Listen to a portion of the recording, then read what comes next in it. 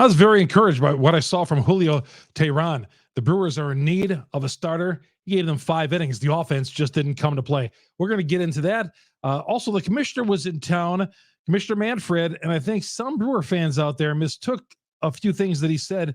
I was encouraged. We're going to get into that. The Brewers loss, a new scoreboard coming, all that and more coming up on Locked On Brewers. You are Locked On Brewers, your daily Milwaukee Brewers podcast, part of the Locked On Podcast Network, your team every day. Great to have you along as we kick off Memorial Day weekend. And remember those great veterans out there that gave our lives for our country this weekend as well. It's the kickoff to summer. Head on out to the ballpark. The Brewers have games 2, 3, and 4 Friday, Saturday, and Sunday against the Giants. Julio Teheran, I thought, better than expected. You know, the guys that pitched in the major leagues for a while, I thought was fantastic. The commissioner, I was encouraged by a few things he said. I think looking at Twitter today, some of you mistook maybe some of the things he said. We'll talk about that and maybe a new scoreboard coming. Well, there is a new scoreboard that's going to be coming next year. All that coming up here on Locked On Brewers. I'm Chuck Freeman, first-year host of Locked On Brewers. Many of you know me from being a longtime sports talk show host in the Milwaukee area. I'm the morning sports anchor on 1310 WIBA in Madison. Been covering the Brewers for over 40 years for AP Radio as well. So I've pretty much seen it all with the Milwaukee Brewers. That's not bragging at all. I've just seen it all. I've seen mostly, not very good things, but some encouraging things. And among those, Julio Teheran tonight, I thought, gave him 5 solid innings. Now, the Brewers have been shut out 7 times in 50 games. And I know some of you don't want to hear that, but that's just the gosh darn truth with these guys. A 1-0 game until the 8th inning, and the reliever Tyson Miller opened up the floodgates and allowed 4 runs. But honestly, the Brewers are going to lose this 1-0 anyway. That's not being negative, okay? It's just that they weren't going to score a handful of hits tonight. But on the positive end, Julio Teheran, 5 innings, 4 hits, 1 earned run, 5 Ks, 2-time All-Star. We've been talking about him the last couple of days here on the show. They signed him 2 hours before the game, passed his physical. And this is where we are with the Brewers. This is where we are with Tyson Miller pitching in the 8th inning. The Brewers are very razor thin with pitching. And 3rd game in a row, I thought solid pitching. They gave up 1 run through 7 innings in this game. And then Miller, the floodgates open in the 8th inning against him.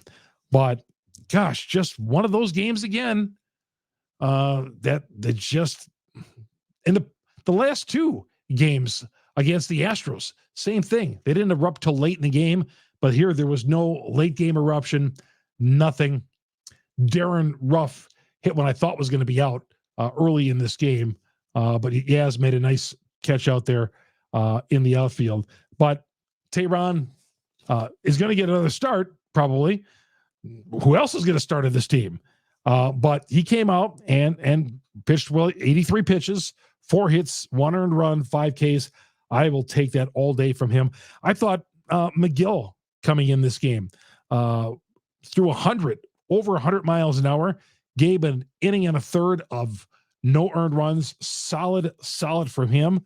And he's another guy that we're trying to rehab and kind of, see how he's going to fit into the equation here with one pitcher after another going down. But yeah, he gave them, I thought, some good work. But the Brewers ended up losing this game 4-0, and they're going to move on to the weekend.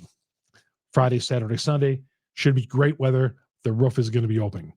That's going to transition. Speaking of the roof, that takes us to AmFam Field, where the commissioner was in town, Commissioner Manfred, and he talked, Rob Manfred talked to the media, and a day before, the news was broken by WISN that Manfred had told the Brewers, fix the stadium.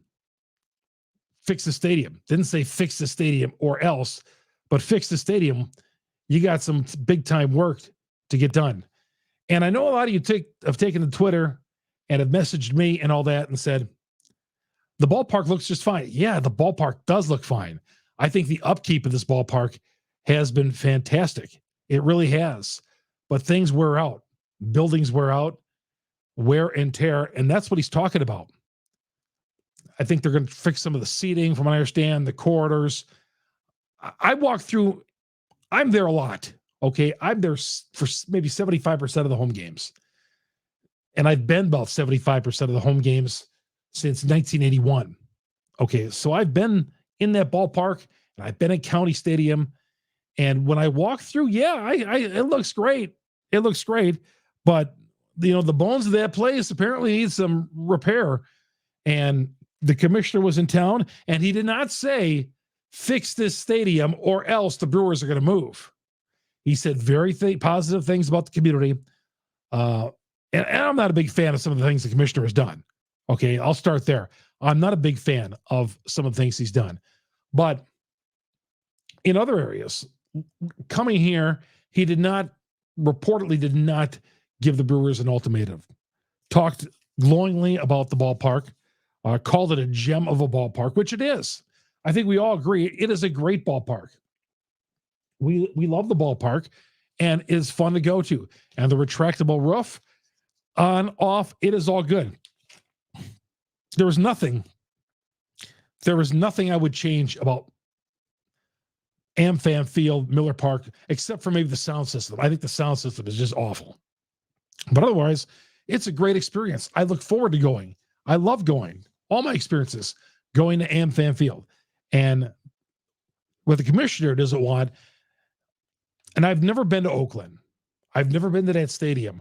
But apparently, according to all the reports, that place was ignored for years and years and years. No upkeep, and they let that thing slide right in the toilet. And there's no turning back right now, and it sounds like they're going to go to Las Vegas. And we do not want that to happen here. Now, 2030, the lease is up, and I believe 2043, I want to say, if they get the rehab done at the stadium, they'll stay at least till 2043. I wish it was longer than that.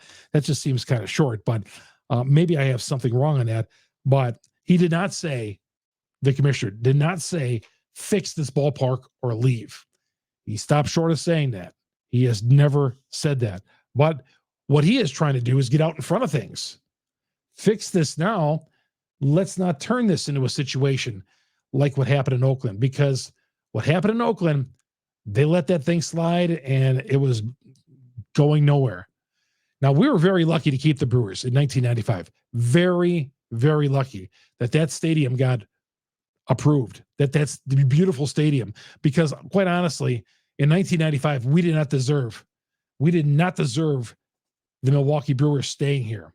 We were getting 5,000, 6,000, 11,000 sometimes for a game. 1987, they're in the pennant race. 1992, they're in the pennant race, and we're drawing just pathetic crowds. Paul Molitor's hitting streak, 1987. There were 11,000 people there when his 39-game hitting streak. So, yeah, but what they draw, 24,000 tonight on a Thursday night against San Francisco. No big stars on the Giants to see, okay? Not like the Angels a couple of weeks ago. Yeah, 24. They wouldn't have drawn that in the 80s and 90s. Not even close. Even if the Brewers were in first place. And they've had some good teams that were competitive. But we can't let this thing slide. And this is going to become, I'm worried about, a political football. Okay, it is. It probably is.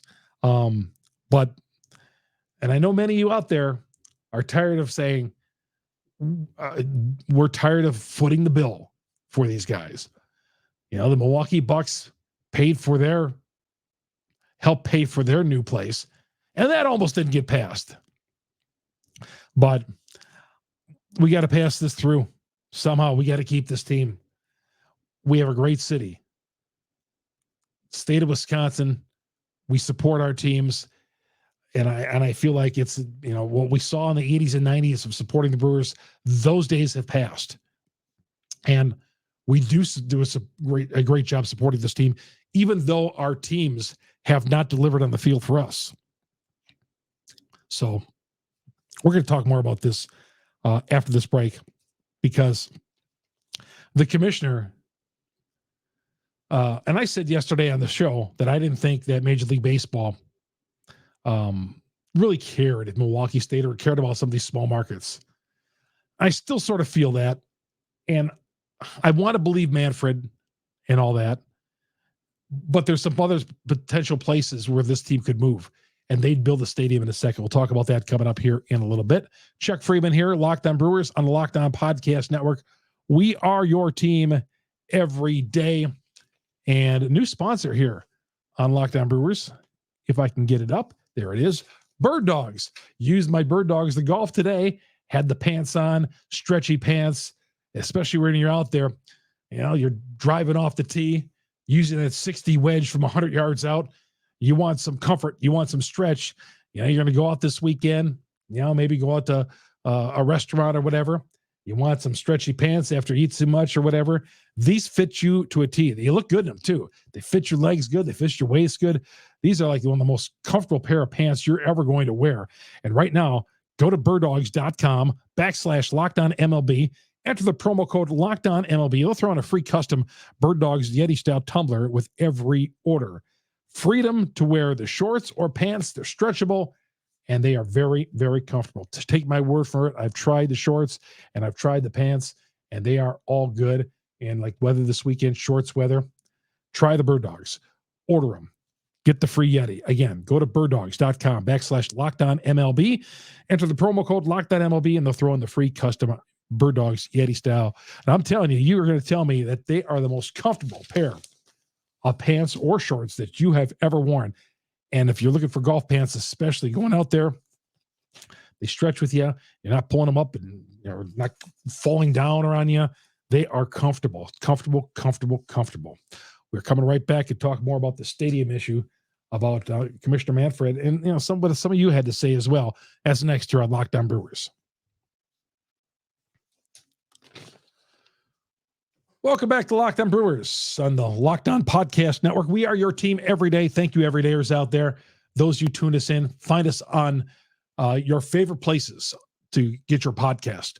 A lot of you drop podcasts. The podcast field growing every day. Google, Spotify, Apple, just to name some of the majors out there. And there's other ones as well. I see there's other ones. There's like 15 of them out there. But whatever your favorite podcast site, please, on there, however you do it, bookmark it, have them alert you on the download so you know every time we download Locked On Brewers. Usually it's overnight, but you want it there for the first thing in the morning. You pop in the car, maybe you put it on your device. You know, you can put it on your device as well. I'm not going to say her name because they're all going to go off in my house if I do that, but say to your device, I want Locked On Brewers, and the latest edition will pop up each and every morning.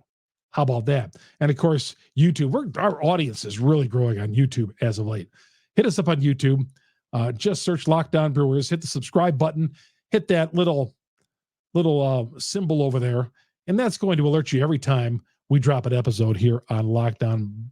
A little bell there. That's going to alert you every time we drop an episode here on Locked On Brewers, because we're here every day, Locked On Brewers. Follow me on Twitter as well. A lot of great comments on Twitter. We're going to read some of those coming up here in a little bit. Follow me at Chuck Freeman, FREIMUND. In fact, I'm going to get to some of these statements on Twitter. Let's see here. Chris writes about tonight's game. We're degromming our pitchers. Mets gave him 0 run support when he went 10-9 with a 1.70 earned run average. Same thing with us. We've lost a number of games by a few runs. Doesn't matter how great your starters are if you can't earn more runs than the other team. Yeah, exactly right. I know. I've been talking about that. I think our starters this week, for the most part, have been great. Freddie Peralta pitches Friday, but I don't know. What do you do? I mean, Craig is trying everything. He's shuffling that lineup back and forth, moving guys all around, and the only consistent hitter right now is Owen Miller. He's the only guy you can really depend on in that lineup. A guy who is supposed to be a journeyman on this team. But yeah, we got to get better in that area offensively.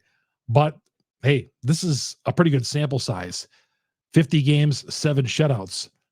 Do you honestly think that the offense is going to, sure, they might put up a big number here or there, but I think going into the season, we're going to have to lean heavily on our offense. I think we were teased a little bit early in the year thinking it might be differently, that the offense might come to play, but no, this is just what we're going to have to deal with. But thankfully, Colin Ray gave them a solid start Tuesday, Adrian Hauser on Wednesday, and Teheran. So three guys who you didn't really count on to start the season, who weren't even in this rotation to start the season, gave you three good starts. You won two of them, and you lost on Thursday. I put out there the time of the game. The time of the game has really, 2 hours and 10 minutes for a game on Wednesday, 2:09, 2:10 on Wednesday afternoon game. And we kind of joked about that you got up before rush hour traffic. But is it almost becoming too fast, moving too fast? I don't think, these umpires are confusing everybody. Well, the pitch clock should be reset. No, it shouldn't be reset. No, he had one engagement. No, he didn't engage. We've had a lot of confusing things so far. Okay. And the players are getting upset. We've had some managers get ejected because they're upset at the rules. Maybe there needs to be some tweaking because, I don't want to sit through a 4-hour 9-inning game or a 3.5-hour 9-inning game because we're finding out that's unnecessary. But some of these games they're whizzing by. They're just whizzing by. 2 hours and 9 minutes for a game the other day. I guess in the 50s and 60s that was, but it's a new day. I don't know. When I go to a ballpark, but if you go to like a college basketball game, okay, college basketball game's 2 hours, hour and 50 minutes, 2 hours. NFL games, 3 hours. Okay. NBA games about 2:15, I want to say. 2 hours and 15 minutes. But I just feel like at a baseball game, you settle in and you want to have some brats and hot dogs and a couple of beers and maybe get some roasted nuts. I don't know, whatever you want. The food is so good at AmFam Field, I believe. Not as good as it was at County Stadium, but still good. That's for another day. But I just think the games are just going too quick now, just too fast. Maybe we need an adjustment in that area because the games are just whizzing by. Love that Brian Anderson is talking up how awesome our stadium is. He's right. We do have an awesome stadium. This is the top story around the league right now. Doesn't make any sense while we are being targeted. Well, if it's the top story, it's because cities like Charlotte, Nashville, Charlotte,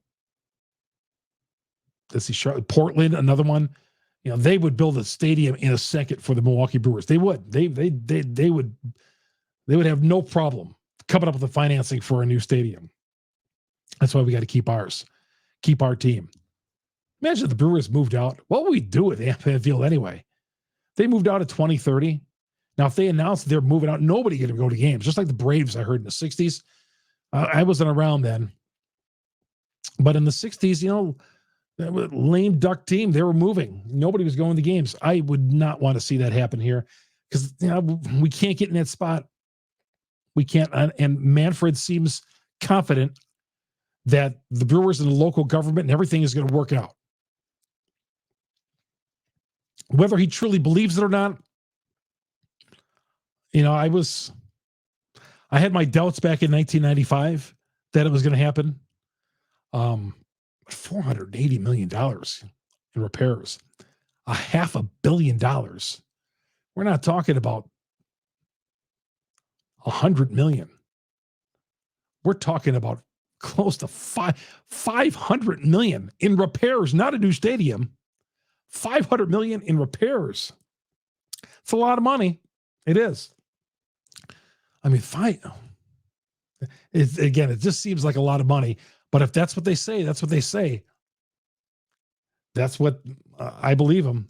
There must be a lot of bones in that building that need repair for $500 million.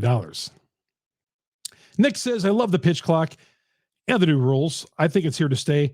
Yes, some tinkering could be made, but overall, I'm loving it. Chroma says, I like the new rules.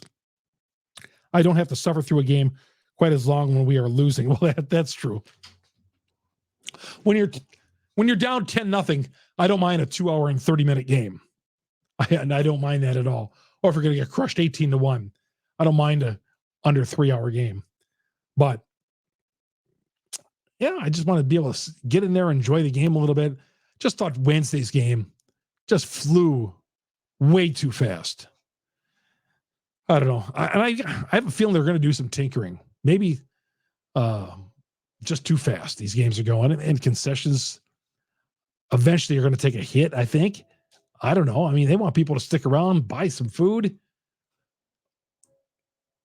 buy some concessions, buy some beer, buy some souvenirs. But if you're staying there for 2 hours, my gosh. Todd says, love it. Finally, a good move by MLB. And he's talking about, I'm getting a lot of feedback about the game. Yeah, a lot of you saying that you love it. Nope. Having a good time says, I hate it. The whole appeal of baseball for me is to embrace leisure. I accept it. I know I'm in the minority. Yeah. Yeah, because most of the people who tweeted at me said they like the fast-paced game. I get it. I just think, again, the other game, 2 hours and 10 minutes. It's incredible. The Brewers play San Francisco coming up on Friday night.